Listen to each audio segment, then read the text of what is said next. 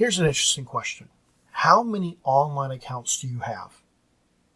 If you're like an average person, when I asked that question, you probably started thinking, well, I've got a couple of social media accounts, and I can check my bank online, and I've got an account for, this site, to purchase things, and maybe that site. And you probably came up with maybe a dozen or 24 accounts.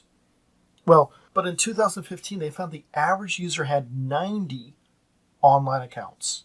In the US, the average was 130 accounts assigned to an email address.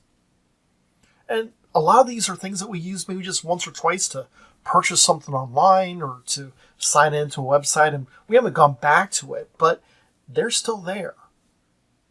Now, here's an interesting question. On how many of those accounts do you use the same password?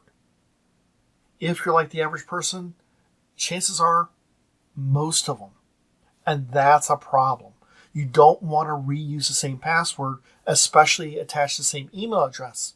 Because if you got into Amazon, you could get into your LinkedIn account, you can get your Facebook account, and some of those you don't really care. The worst they could possibly do is maybe embarrass you, but in some cases, they could spend a lot of money on your behalf or post disparaging things and cost you a job or worse. So we want to use different passwords for different things, but we don't want it to remember 130 different passwords. That's just too many. So what do you do? Well, there's a couple things you can do. Well, one of the things you can do is use a password manager. Some of these you can use online, and that's great because all you have to do is remember that one master password, and then it can get it from there. Sometimes it's a separate application that you store on your thumb drive.